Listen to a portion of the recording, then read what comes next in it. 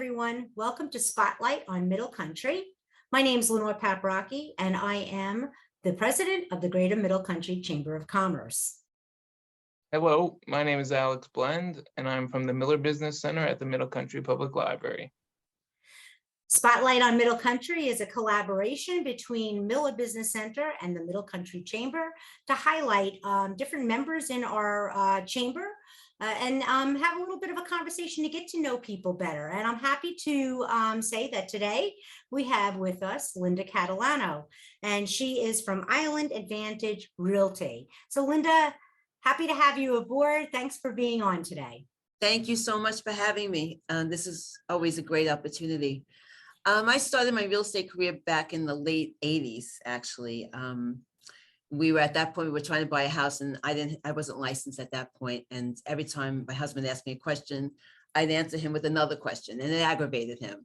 So he just said to me, why don't you just become a real estate agent? So I did. I became a real estate agent. And I didn't work for many years because my daughter was young. And then I had different careers or what have you. I got back into it again in early 2000, and I've been doing it ever since. I'm working for a number of years now with Island Advantage Realty. I had my own company for a long time, and then I worked with them on something, and they invited me to join their team. And I love the company itself. I love the staff. I like my broker. I love. And the manager, the sales manager, and it's just a lot of support for me. If I need anything, I'll always just have to ask for it, and they're very accommodating. And we're a big company, but we're not a franchise, so people get confused. They think that we're just an REO brokerage, which my broker is an REO broker. What does that stand for, REO? Oh, residential foreclosures. Oh, foreclosures, okay. Yeah. Yes, everyone, when they're like, oh, you guys do foreclosures, but my broker does foreclosures. I don't do foreclosures. Gotcha. I do residential, regular sales. I mean, not that I haven't sold a foreclosure. I've done them. I've done short sales. I've done all of it, but that's what he gets a lot of them. Lucky him, because it's a good source of business. Sure. But, yeah. But we're just not a franchise. We're just privately owned and operated. There's like over 200 agents. We had 3 offices at one time. Now we have 2, and one in Nassau and one in Suffolk. Okay. Linda, that brings me to our next question is what brought you to do your business in Center Reach and the Middle Country area?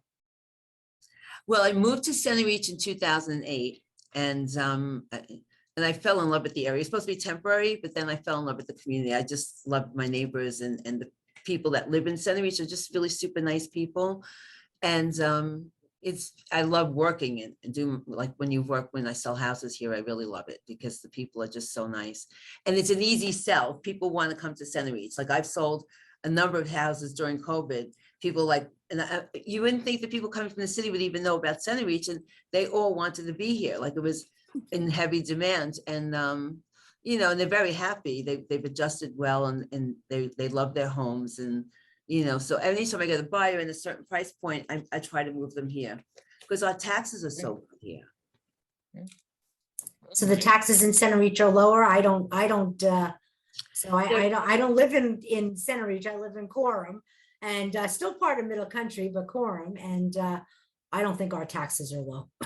No, Coram taxes are very high, actually. Center Reach, we're really good. We're like somewhere in the middle, with lower than Ronkonkoma. And and we have everything here. There's nothing, we don't lack anything. We have shopping, we have good schools, we have a great library. I love our library. Yeah, great library, that's for sure. Yeah, we do. And we have nice people, it's just, so once I moved somebody that came from China actually here. They came from China, they had a really limited budget. And this is many years ago, and they didn't speak any English. And so they had a little boy. He was a really cute little boy. And I said, I found them a cute little house over on Smithtown Polk Lane or something. And they fell in love with the house, and they would come and visit me every now and then and bring me green tea. And I would check up on them just to make sure the little boy was happy in school and he was doing well, and he was, and they just settled into the community really well. That's the thing about our community. It's very diverse, and everyone's very accepting here. And that's probably one of the main reasons I like it here. you know. Right, I'm sure.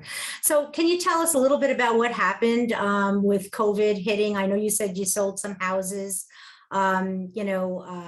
during COVID. That must have been very different. And how is it now? I mean, I've heard about lately, well, maybe not so much now, but, people were over bidding on the houses, 50, 75, $100,000 than what it was listed for. Can you talk a little bit about that? Yeah, definitely. I mean, COVID was a shocker for all of us, and I didn't know how I was going to get through it. But amazingly, everything fell into place, and I was able to do really well during COVID. And then the market just took off, and it just went insane. It's still kind of crazy. I went to show a house to someone in Brentwood, Bayshore, the other day, and it was a horrible house in horrible condition. And they were asking 400, and I went to the listing agent. I'm like, my buyer will pay 360 because it needed at least 100,000 in work. And he goes, no. He goes, I have a 400,000 offer. He goes, I think I'm getting a 450 offer. So that just goes to show you the market is still crazy. Huh. It's Yeah. and the interest rates. I want to talk about that too for a second. The interest rates really are nowhere near as bad as the news makes it sound.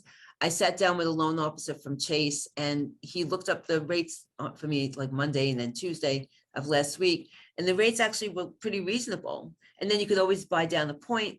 So you could still be somewhere in the fives. I don't think that it's going to get that crazy, the interest rates like it had in the past. Yeah. I mean, I Yeah, bought it. people don't remember, Linda.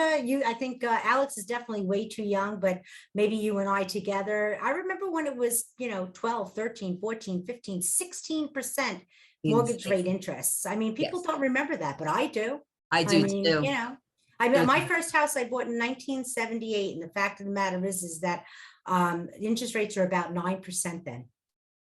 So They made us get an adjustable rate mortgage on the first one we had, because we had a restaurant.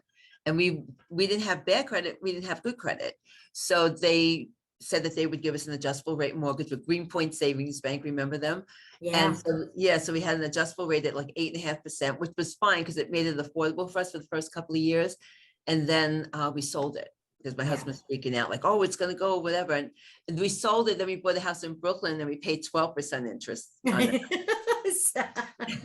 Yeah, I remember those days. It wasn't, people are freaking out over what it is now. And, even if it goes up a little, I think even if it goes up to 8%, which is what I think it might top out at. I don't know. I don't really know. I'm not a mortgage broker, but that would be my guess. And the fact of the matter is that whenever I speak to mortgage brokers, they're like, but if the housing prices start coming down, because the interest rates are going up, so people can afford only less than the fact of them because of the payment, obviously Right. balloons because of the interest rate. But you get a better, more realistic price on a house, and then in a few years from now, when things start settling down, hopefully, and the interest rates start dipping, you can refinance, and you got a good price on the house. That's the one thing, you're never locked in for the rest of your life. People have to remember that piece of it, right? Right. Yeah. That's really important. But I don't think I think the rates probably aren't going to go crazy. I think they're really trying. And if it does go too high, then it's going to really ruin the housing market altogether. Sure, exactly. But I don't there's a really housing anticipate shortage. that. There is a housing shortage. Yeah, there's no doubt that is the case. It's still more houses, more people looking for houses than houses on the market. But that's across the entire country. I don't think it's just here, right? Everywhere. Yeah. Florida. I hear about Florida. Florida market is insane too. And it got to be very expensive in Florida. Oh yeah, People went are up quite a saying- bit. People are saying on Long Island, just not to go because they can't go to Florida now. People that planned on it. Yeah, it's kind of crazy. Yeah, they can't, well, look at their portfolio, their retirement funds dropped quite a bit in the last little bit. And, they're like, okay, now what do I do? So they sit tight. And, that's another reason why nobody's selling is because they're sitting tight going, let's see what happens. I do believe that. So Linda, sorry to cut you off. No, of course not. Go ahead, Alex. Linda, could you, looking back on 2022 so far, can you tell us what your biggest success has been? I had a really, really good listing in Franklin Square, and it was insane with all the amount of people that showed up, and I had like multiple offers, and I got over asking on it in a week. It 1 was just week. like, yeah, in a week. And I was so, and this was a seller I had worked with in the past. And actually, I sold him his first house in Farmingville. And then I sold the house in Farmingville, and then he had the house in Franklin Square. So he asked me to do that for him. So, and it was, and I met all kinds of really nice people. It was it was a nice neighborhood. People stopped in. That was probably one of the best things this year. I'm sure it's nice when you get a repeat customer like that. You have somebody that knows you, that trusts you, and they come back. I mean, and then like you said, you're able to make this great deal for them. I mean, that's gotta feel good. Well, past clients, a lot of my business is past clients and referrals. It's very hard to strike up new business with somebody that doesn't really know you. I find it's just, but sometimes I go somewhere and they're like, oh, I know you. And I'm like, oh, great, because I don't think that anybody really knows me. But I guess the more you're around, the more people will get to know you. Oh, come on, Linda, you're very popular. Everybody knows you. Yeah, in the chamber. In the chamber. Well, but that goes to my next segment, which would be chambers are very important. Don't you agree? And tell me why you agree. I love our chamber. And I was talking to somebody about our chamber the other day, and they're like, we have the nicest people, and we really do.